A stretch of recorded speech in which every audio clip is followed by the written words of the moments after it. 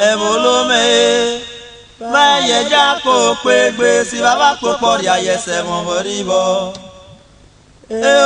evolome o baye jako pegbe si baba popori ayese momoribo omo shi wena ba yono kefa kiwe wena fo ba dobi wena omo shi tikuru ba yono kefa kiyisu fo ba dobi bia yeba ni ba yere awa no gbogbo sa o ara di si o imunu re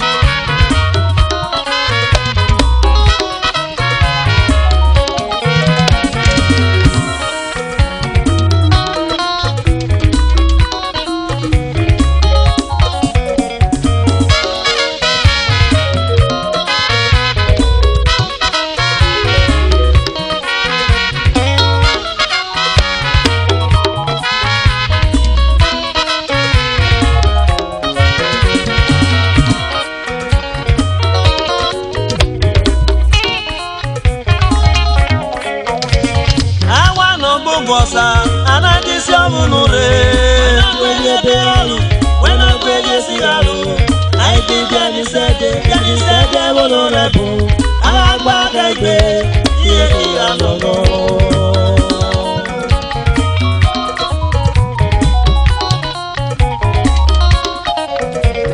awa no bosa anadisi omunure wenagweye sigalu wenagweye bealu aiki bianisede wolorebu agba kegbe iye iyanogo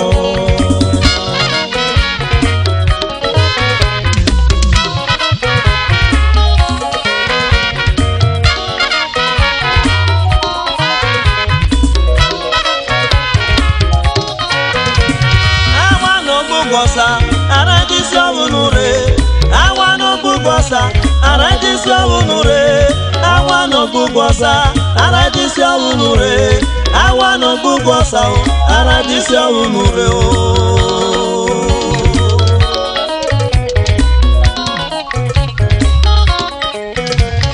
awa no bugosa aradisi omunure awa no bugosa aradisi omunure awa no bugosa aradisi omunure awa no bugosa aradisi omunure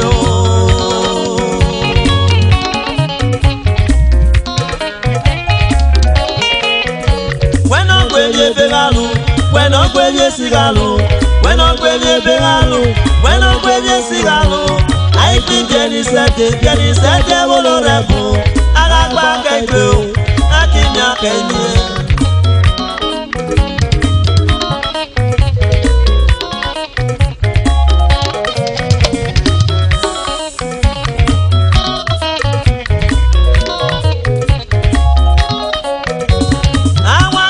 Bosa aradisi omunure wenagweye bealu wenagweye sigalu aiki bianisede wolorebu agagba kegbe iye iyanogo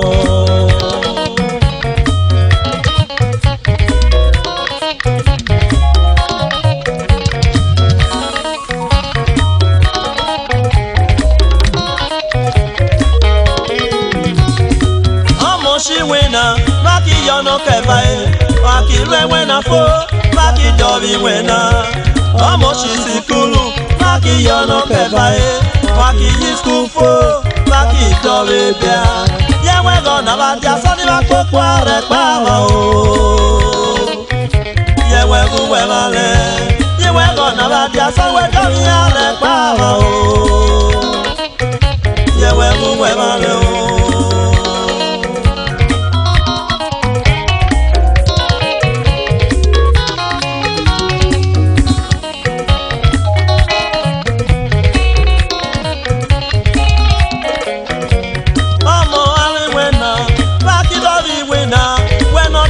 wena gbére ọmọ yìí sí kúlù fó wẹ́ kí jọ bébè á wẹ́nà dọ́jà bébè á mú bọ́sà wẹ̀ gbére ọmọ mi àṣẹ́bẹ̀ àbọ̀dọ̀ má kí dídò bọ̀rọ̀ wẹ́nà dídò bọ̀rọ̀ yẹ mú bọ́sà wẹ̀ gbére.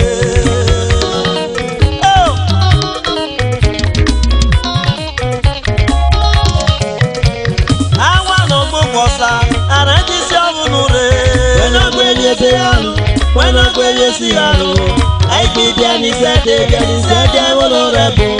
I walk away, yes, you got no go.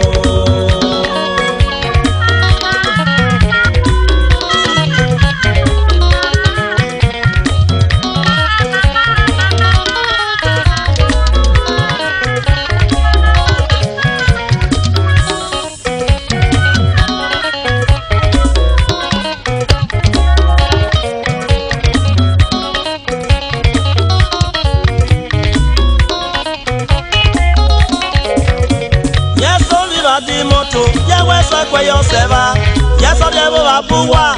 Yes, I am already bow. You are son of Melo, Sepaka, Divaluba Wallu. Sivaita Mokova, on Divalu Navatia. Yes, son of Melo, Sepaka, Divaluba Wallu. Sivaita Mokova, on Divalu Navatia.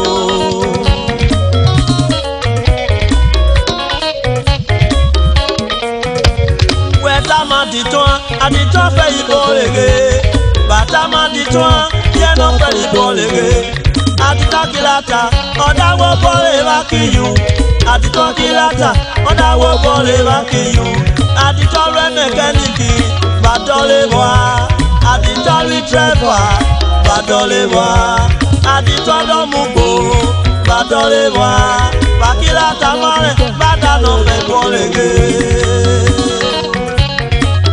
Ká dọ́bí yẹn hàn ọba kí ẹjọ́ ọdọ́ fẹ́ bọ́ èrè àdìtọ́ ẹlú tírẹ́fà bàdá dọ́wà ọ̀rọ̀ ìwé ló bọ̀ bàdá dọ́wà báyìí lọ́dọ́ fẹ́ bọ́ èrè ọ̀dà máa bọ́ ìwà kìí.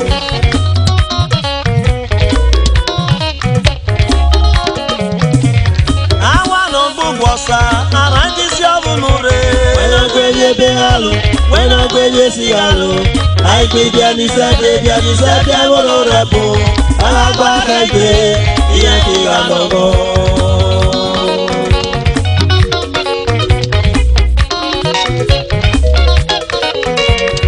Àwọn àna gbogbo ọ̀sà àrà ń jí sí ọ̀bùnú rẹ̀. Wẹ́nà gbélé bí àlò wẹ́nà gbélé sí àlò.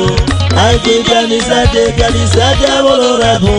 Alagba kẹgbẹ́ ìyẹn kì í àlọ́gọ́.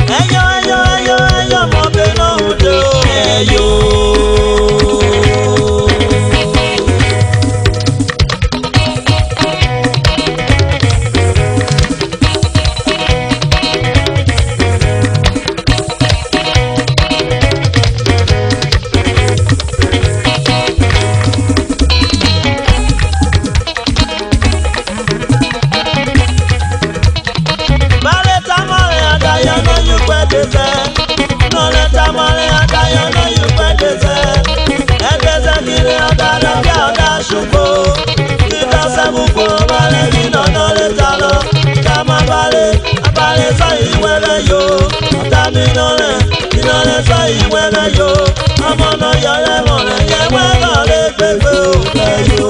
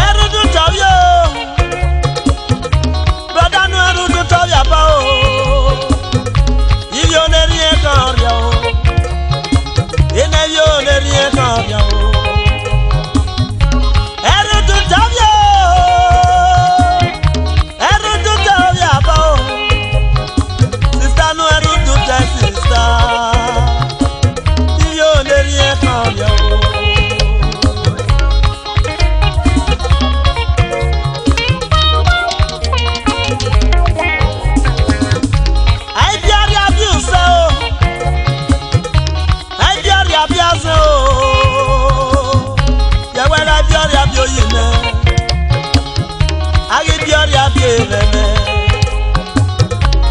agmase naro yaga agmase kusere ibio nerie kan ya o eyi me hu aji me bie chekule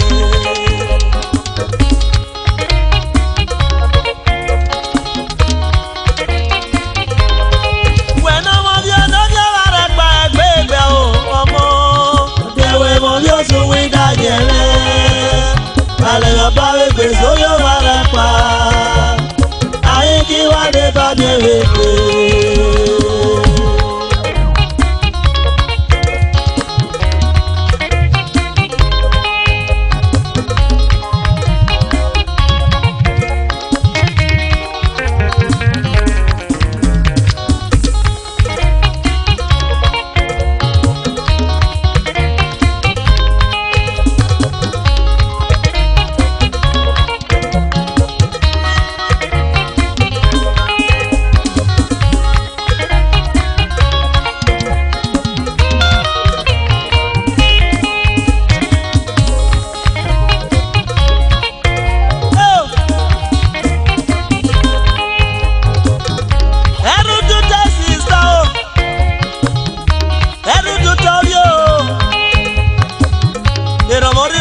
yo seme o seno wenu e mo seme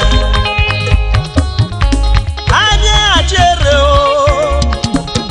ya gibio ne ime o gibio ne ime ya ne ito horia o se je bi me chere oyi me pa bie me ki wole me o pa bie me mo ikeke mo dani afioro me biare anyo nyeni no semeye oki yasi we mo bio we ki galo ya o ibio ki amonde re pa we ki ato mi mi oleke beda na dagwa no bio o ya gare na mi ona sochie ori aki amo bio ya go fa ki lo lele o ona cheni no kakagbe when I'm on your no yo bare panu egbe o omo adewe won yo su wi daje ale lo ba we gbe so yo bare pa ai ki wa de ba de we gbe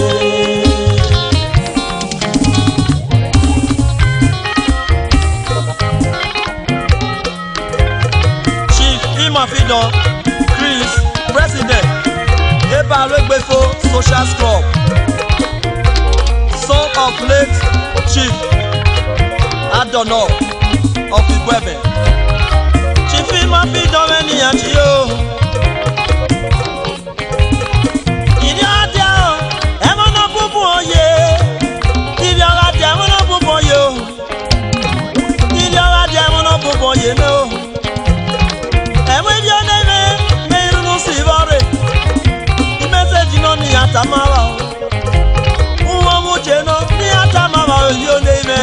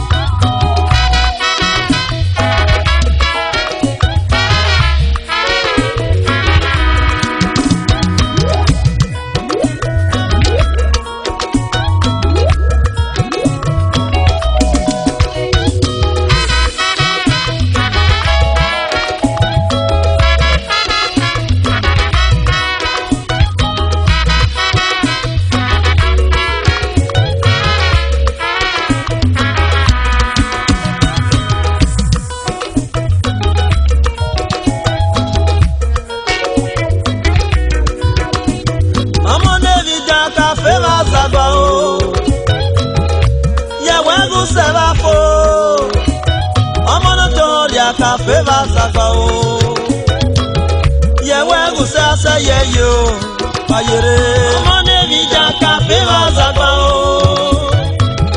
Yewe Guseva Fo Amone Vija Café Vasagao Yewe Gusasa Yeyo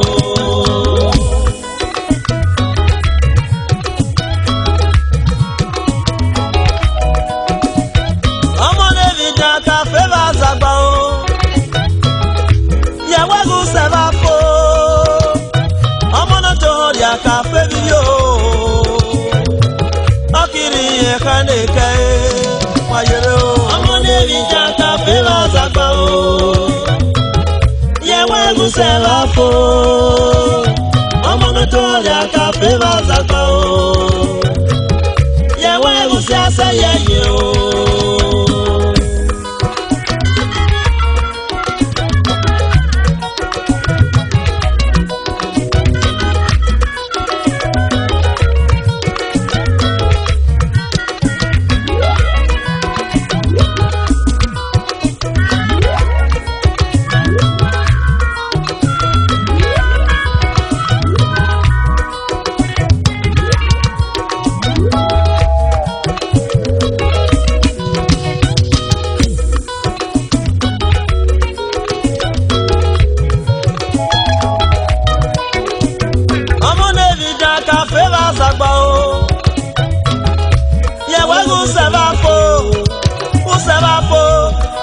Yavapo, Usevapo, Yewe Usevapo.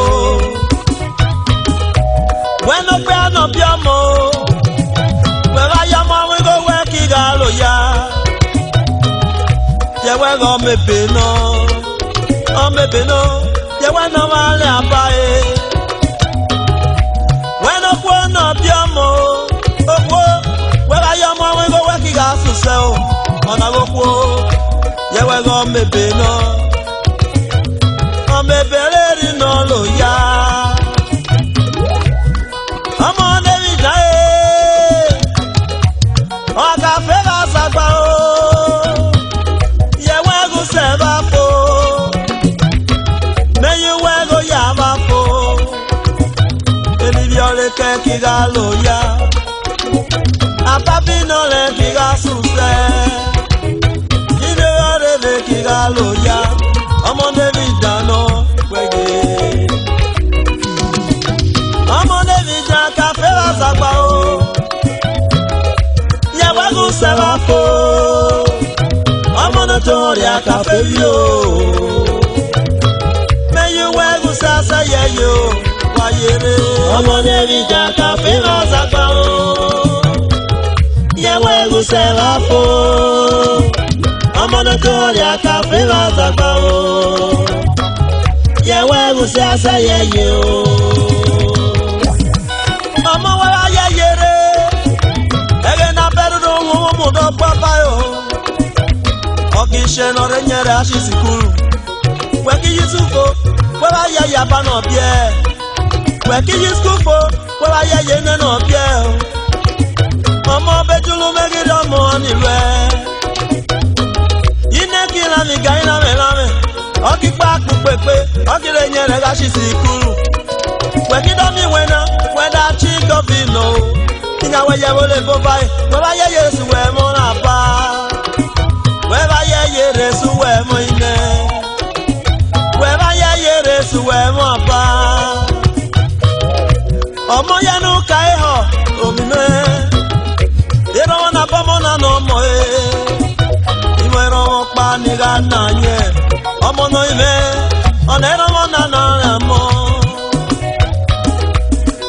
ọmọ wa di biemi ọmọ ye we di hori o ye go mo da yere re ju e uwe da yere nu re ju ọmọ di da sa menye mo buki da mi nu re le ba mo do ye we ge romo no na no mo no ime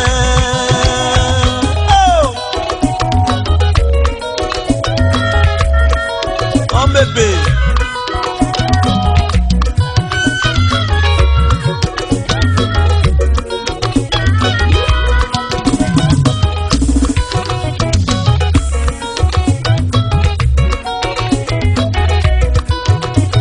ọmọ David jan cafe wa sagba o ye wegu seba fo ọmọ na to ya cafe yo ọkiri yẹn kẹ́lẹ́kẹ́ wáyé o ọmọ David jan cafe wa sagba o yẹ wẹ́gù sẹ́wà fo ọmọ nítorí cafe wa sagba o yẹ wẹ́gù sẹ́sẹ́ yẹ yẹ o.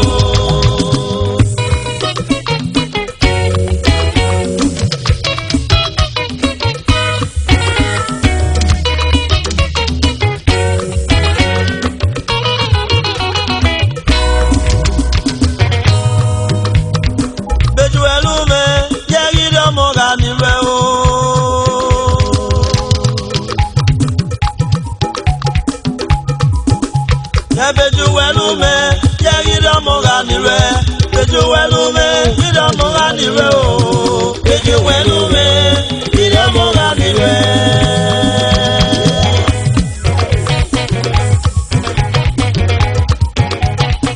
Eromono, yewego yihere. Eromono, nakomo na nomo. Ọmọ no ile o. Ọmọ no ro ya gbeme, ọmọ kini ro ya gbore. Ọmọ no ro ya gbaba e, ọmọ ki ye ro ya gbore. Ye bejuwelu ine, ye gidi ọmọ ga ni re o.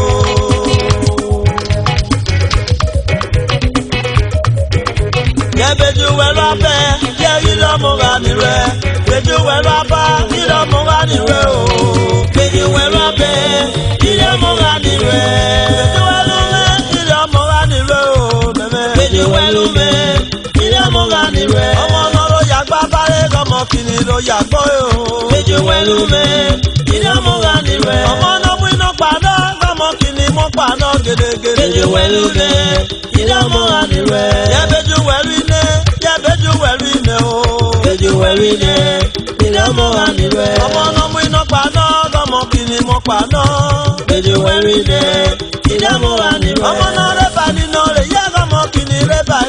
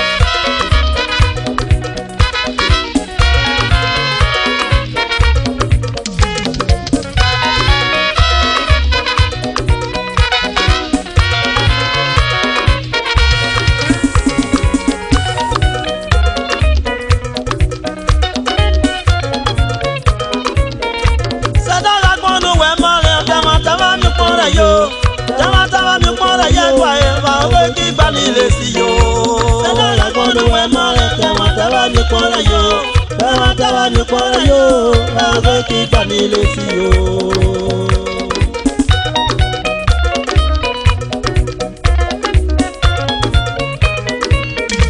Sẹ́dáńgá gbọ́dọ̀ wẹ̀ mọ́lẹ̀ Jésù tẹ̀wọ̀n taba mi pọ́nrẹ́ yóò tẹ̀wọ̀n taba mi pọ́nrẹ́ yóò ọ̀rẹ́ kí gbà ní ilé sí yóò. Sẹ́dáńgá gbọ́dọ̀ wẹ̀ mọ́lẹ̀ tẹ̀wọ̀n taba mi pọ́nrẹ́ yóò tẹ̀wọ̀n taba mi pọ́nrẹ́ yóò ọ̀rẹ́ kí gbà ní ilé sí yóò.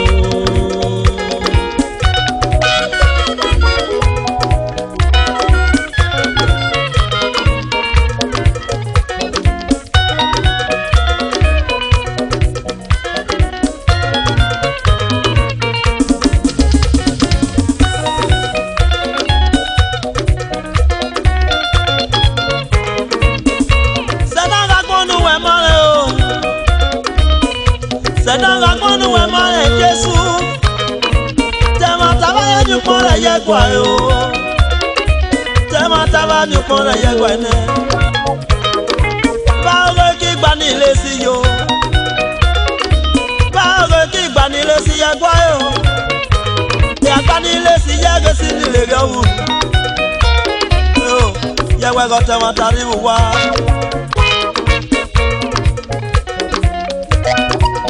Esan Heroes Social Club of Uromi, President Friday Ejeregbe, also a patron, the Young Chopper Social Club Uromi. Ejeregbe mene baba o, tẹ́wọ̀n taba mi pọ́nrẹ́ yẹgbà iná, ìbá wo kí gbanilé sí yẹgbà yóò. Vice President Smart Ìgbéraìsì ìyá rẹ̀ nánú wa yòrè o Ìgbéraìsì mẹ́ni mẹ́ga chíyé tẹ́wọ́n tábà mi pọ́n rẹ̀ yẹ gbà yé bá ọ̀rọ̀ kí ìgbà ní ilé sí yòó náà.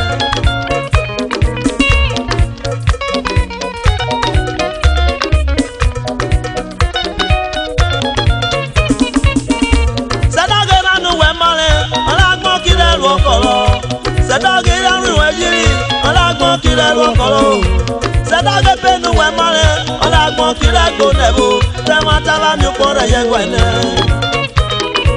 Báwo kí gbà ní ilé sí yó báwo kí gbà ní ilé sí yẹ gbọ́ yé.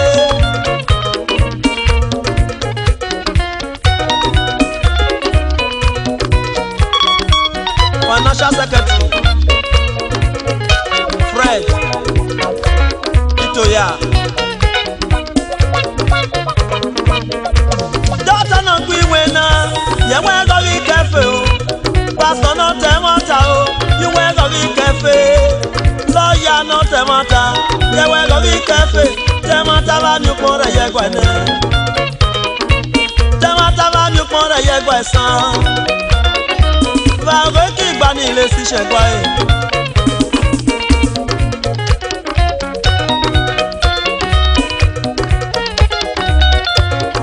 Committee Chairman Attorney Benaholo Itoyaba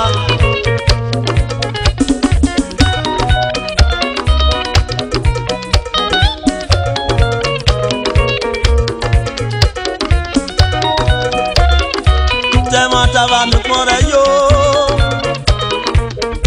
ìpásánà tẹ́wọ́n ta yẹ́wọ́n yẹ́wọ́ rẹ̀ gáwó tó ẹ̀ ìpásánà tẹ́wọ́n ta yẹ́wọ́n ẹ̀gọ́ tó rẹ̀ kẹ́fù o ìpásánà tẹ́wọ́n ta yẹ́wọ́n ẹ̀gọ́ bí kẹ́fù tẹ́wọ́n taba mi pọ́n rẹ̀ yẹ́gbọ́ ẹ̀ nẹ́. Pastor Osahon Egbe Fọdaba Osahon mẹ́ni àchíyé yẹ́wọ́n rí yàrá yó yẹ́wọ́n ẹnu ẹ̀rí àrẹ́gbẹ́ o yẹ́wọ́n kò sẹ́ni hẹ́mọ́ ẹ̀. Ìyá rẹ̀ nánú wa yòrò Pastor Osahon mẹ́ni bàbá o wọ́n ẹ̀jẹ̀ mẹ́ bọ́ ló kọ́ gbé o dàbí.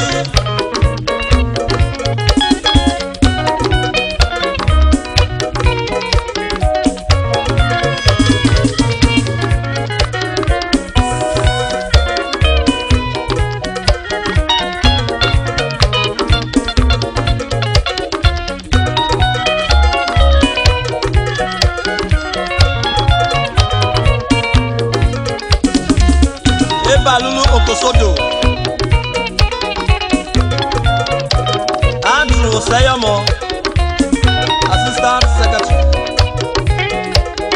Dr. Isa Ibagu of Amedosha, Joyaba. Senda Gonu Wemana, Tematama Mupore Yo, Tematama Mupore Yaguayaba, Wiki Bani Lesio. Senda Gonu Wemana, Tematama Mupore Yo, Tematama Mupore Yo, Wiki Bani Lesio.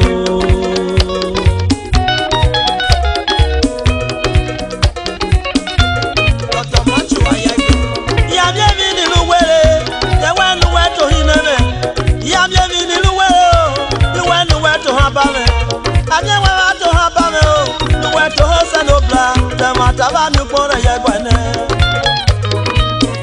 akini abame kaluwe mi nuwe da koko me bae yuwe mwe agwogo me yuwe ne ko inene akini ne me kaluwe mi nuwe koko me bao me ma lo pale eva me yuwe to se no bua Dr. Saturday Ajebi ilo Sena la gbono we mare se ma tava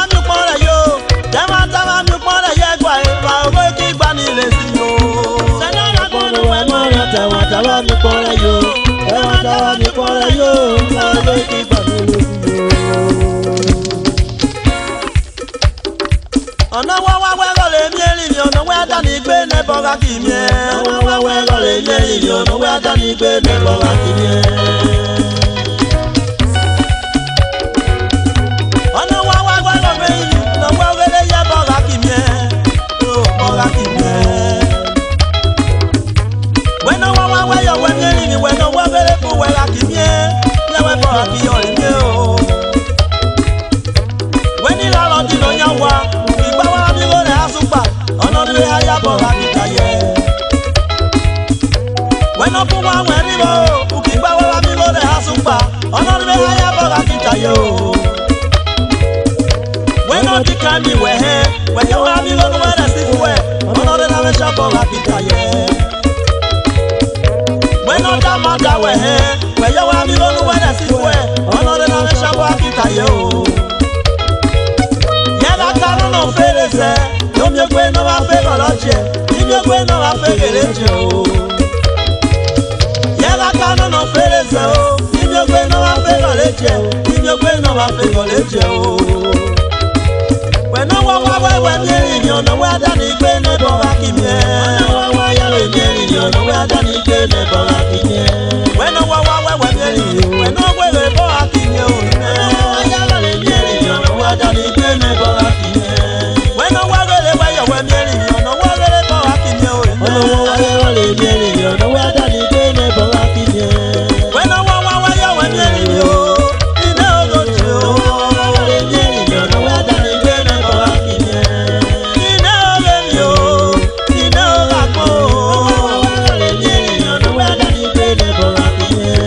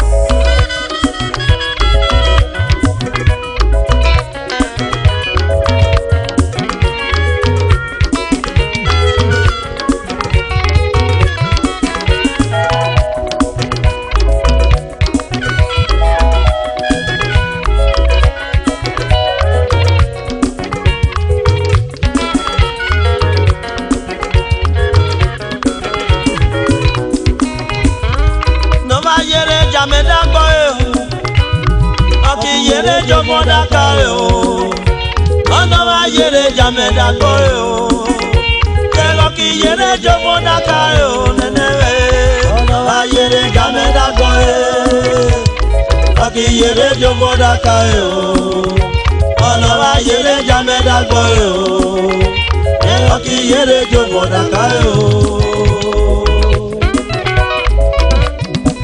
Chief Doctor Sansi Egbera Bofo Isibo MD Doctor Ukinaso Tradomedical Habaho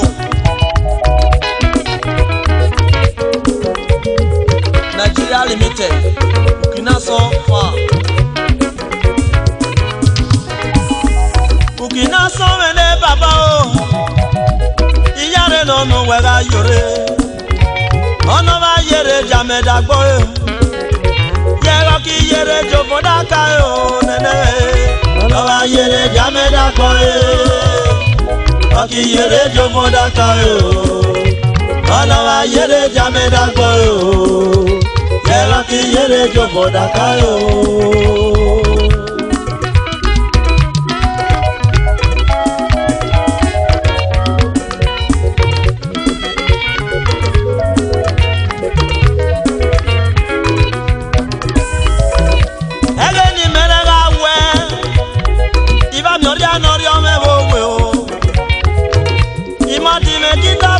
Ijage oda yo se je buwelu bogwe ida yo ga megbe buku pompa ni are ye bolo ga megbe bele iba ye me bi are yo go le da we imadi me da du pore me o imadi me bulu begbe me ma de ijage o se ga re pa aba ese no lu me yere age o o se la mi pa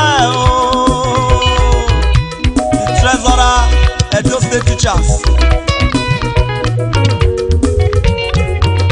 the good brothers of Edo State, Lagos, Chairman Engineer Moses Irabo, Vice Chairman Friday Agoya, General Secretary David Osemelu. No ayere jameda gboyo. Ki yere jomo dakaye ono wa yere jame dakoye yero ki yere jomo dakaye o nenewe ono wa yere jame dakoye o ki yere jomo dakaye o ine o ono wa yere jame dakoye o yero ki yere jomo dakaye o. Victor Ifada, the president your social club based in Warri, Artist Union President Engineer Ahen,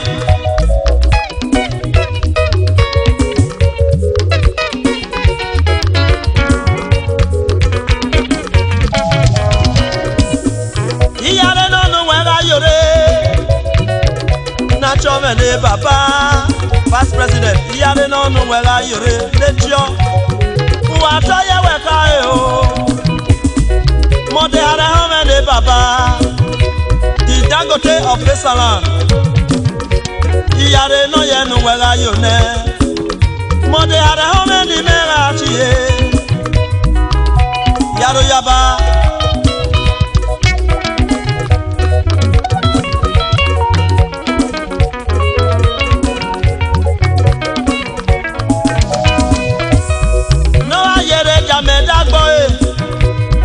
Ki yere jomo dakaye ono wa yere jame dakoyo yero ki yere jomo dakaye nenewe ono wa yere jame dakoyo yero ki yere jomo dakaye ono wa yere jame dakoyo yero ki yere jomo dakaye.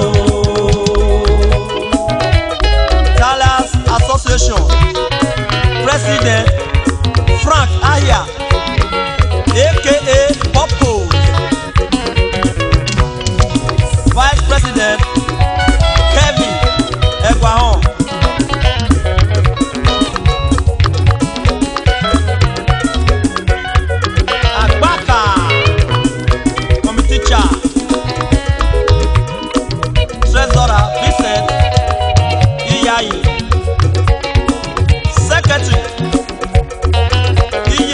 medu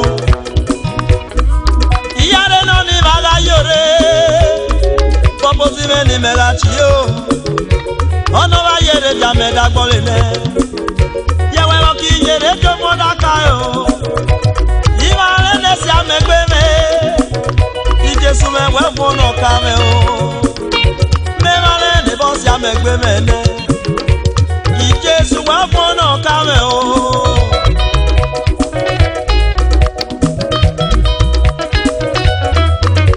Pania Social Club of Nigeria, based in Atani. President Ine Baba, double president, Mr. Boniface Raki, also a vice deputy, super importer and exporter.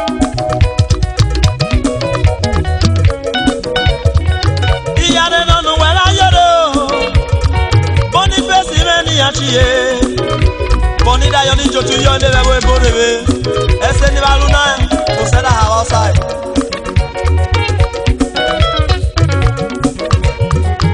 Vice President Mr. Friday Ebolo, aka Atani Boy, transporter. Iyade no no wala yoro. Atani Boy meni me anede.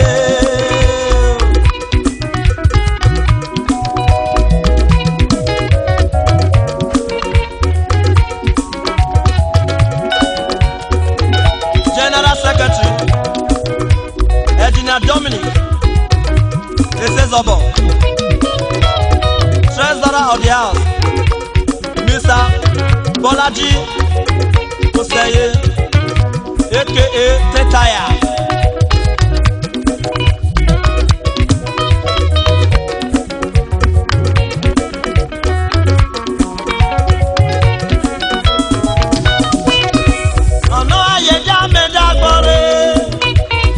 Kiye jo fonda kayo ona wa yere jame da koyo yewe go kiye jo fonda kayo nenebe ona wa yere jame da koyo ino kiye jo fonda kayo ona wa yere jame da koyo yewe kiye jo fonda kayo. Committee chairman Mr. Richard Okoyi Akpasa, Mr. Innocent Odio. Ẹgbẹ́ mi bí balo, ní balo, ní balo. Ẹgbẹ́ mi bí balo iná, èmi ní balo dẹ̀ yàrá. Ẹgbẹ́ mi bí balo, ní balo, ní balo. Ẹgbẹ́ mi bí balo, èmi ní balo dẹ̀ yàrá.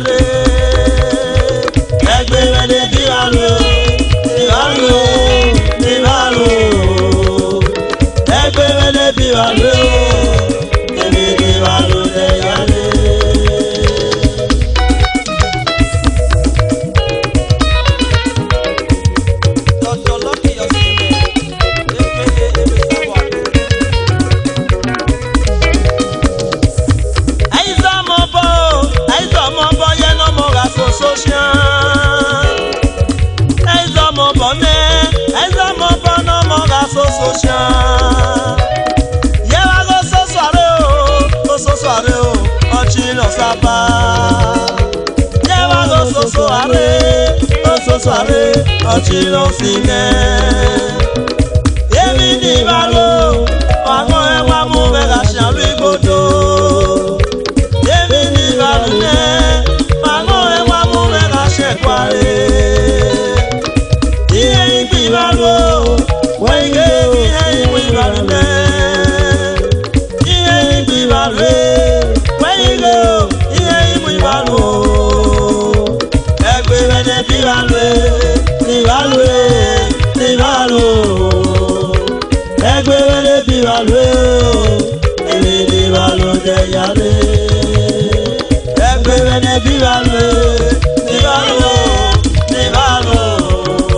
Christophe MC. Egbevede bivalwe. Bon appétit. Ebede valo degale.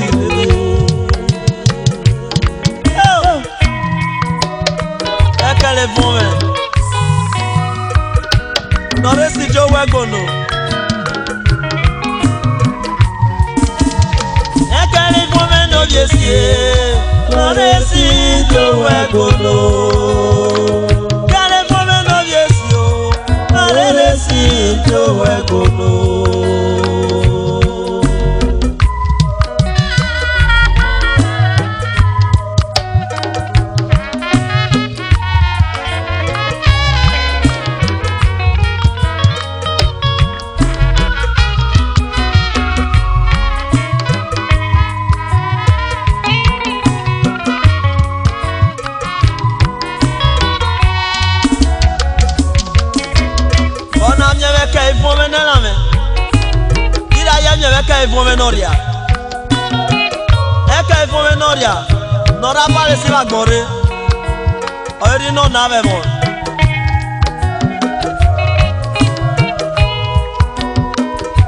Agani no o. Ye wese ga chepo. Agani no e. Ye wese ga chepo. Agani no o. Ye wese ga chepo. Ikwari la re gbono. Ye we ba igbono kwario. Ikwari ya la re la lo. Ye we ba la lo kwario. Ye se mano va solere. Sala chievo va domule. Agani no le o. Ye we se ga chepo.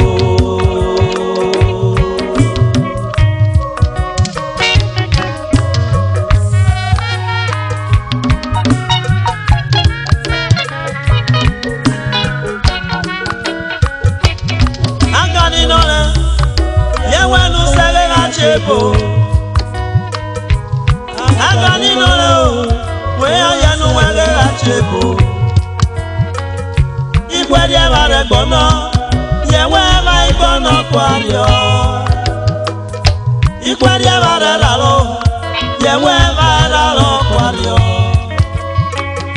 Ye se mano va solere, sola chevo lo va domule. Agani no lo.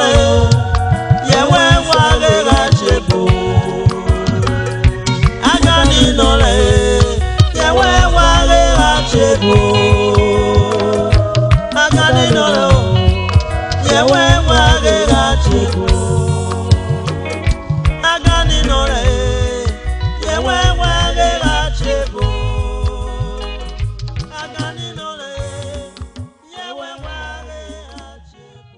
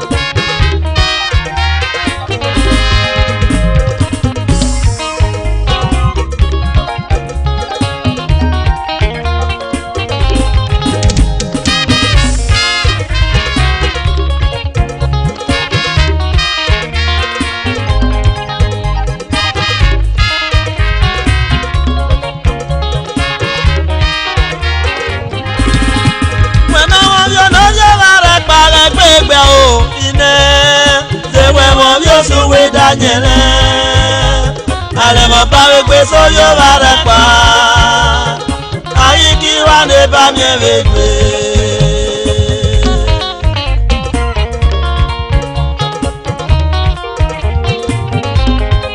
When I want you no yo bare pa le gbe o, omo, de we mo yo so we Daniele, ale mo pawe gbe so yo bare pa. Ki wa de ba mi vegbe.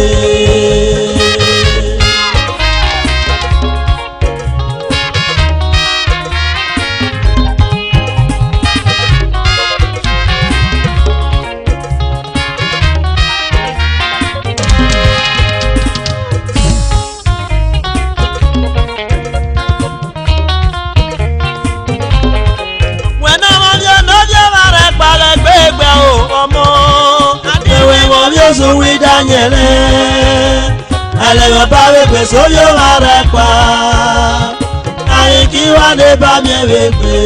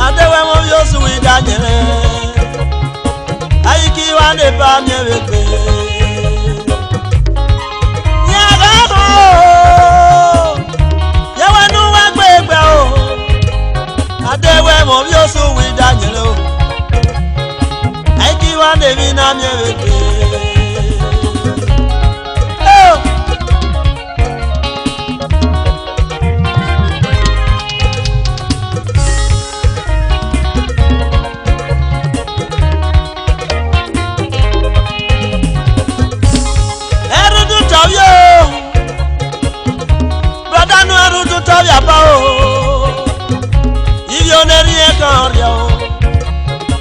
Ine yo ne rien kan yo. Eru tu tavyo. Eru tu tavya pa. Sister no eru tu te sister. Yo ne rien kan yo.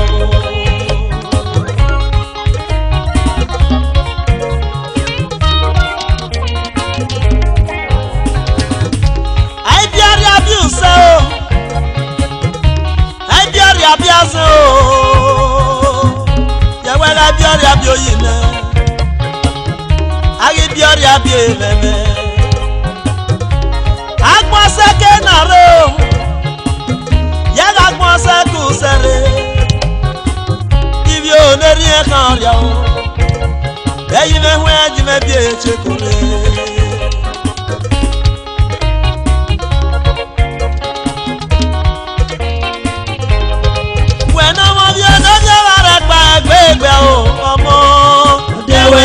so we dajele ale yo ba we pe so yo ara pa aye ki wa de ba bien we pe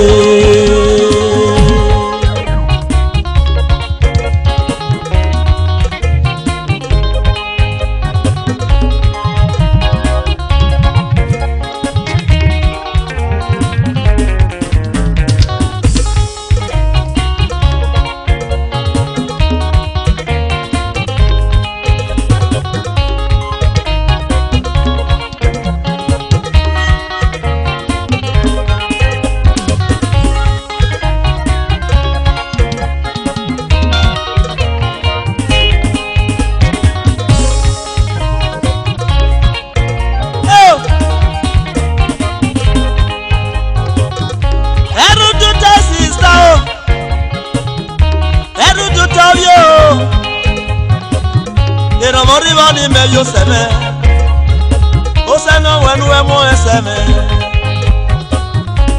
anye achere o ya give you name o give you name ya nei to horia o se je bi me chere oyi me pa bie me ki wole me o pa bie me mo ikeke mo dani afi orogre ikile biare anyo nye mi no semeye oki yasi we mo bio we ki amo bio we ki galo ya o ibio ki amo ndere pa we ki ato mi mi oleke beda na dagba no bio o yagare na mi ona sochie ori aki amo bio yago fan ki lo lele o ona chemi no kaka gbe we na mo bi o no bi o ba re panu egbe o omo adewe mo bi o su wi dajele ale yo ba we gbe so yo ala pa ai ki wa de ba de we gbe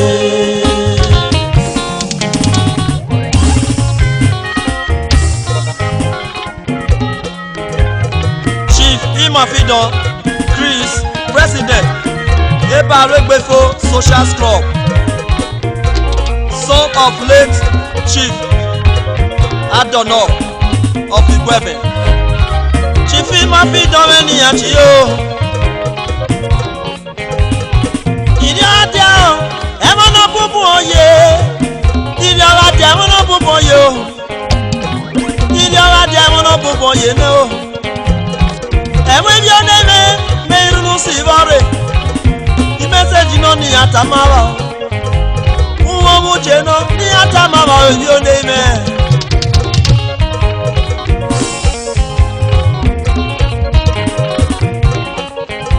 ega ni na riboka abame ki yo iri atia mo no bu moye meki no abaye bu wero eta iri atia bola ye mo no bu moye mekida wane da kere no iri adia mo no bu moye no amie na mene ya go waja ho amie na mene waja ho amie na mene waja ho ne amie na mene na kulure de kiro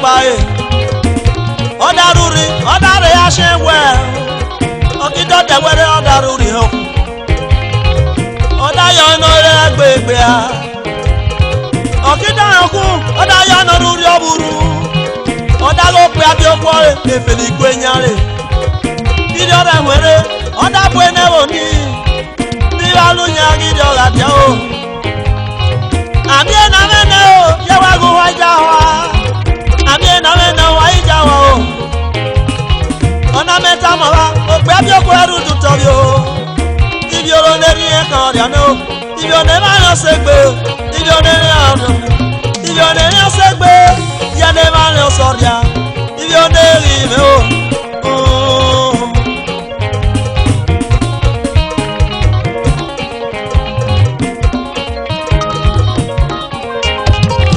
ìdí adìẹ o ẹ̀mọ́ náà bùbọ̀ yé ìdí adìẹ ẹ̀mọ́ náà bùbọ̀ yé o ìsàn. Egumegun Lucky Music Norvège comment il a aussi dans la paresse nous nous que ça va elle est là chez encore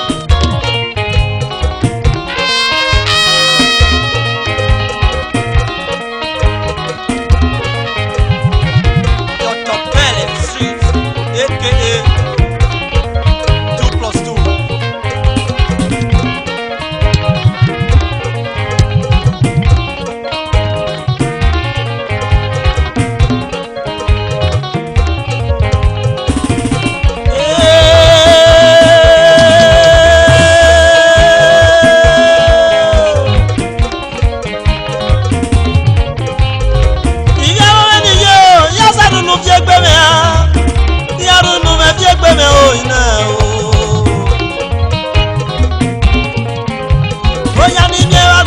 kakakpe o usani sara gbọ ya ẹ̀rọ kakakpe gidi ọ̀la di ẹ̀mọ́ náà bùbọ̀ yé nẹ yẹ gidi ọ̀la di ẹ̀mọ́ náà bùbọ̀ yé o bukumu fili wẹ́wà yẹ yọmọre bukumu fili wẹ́wà yẹ yọmọre o kílẹ̀ máa fojọ́ mọ́jú yòrò kílẹ̀ máa fojọ́ mọ́jú yòrò kílẹ̀ máa fojọ́ mọ́jú yòrò náà o. Gidi ọ̀dá ẹ̀mọ́ náà bùbọ̀ yé nẹ yẹwẹ́ gidi ọ̀dá o ẹ̀mọ́ náà bùbọ̀ yé o. àbí ẹ̀nà mẹ́nẹ́ wá ìjà wa àbí ẹ̀nà mẹ́nẹ́ wá ìjà wa o ìsàn wá ìjà wa o iná o wá ìjà wa o ìsàn.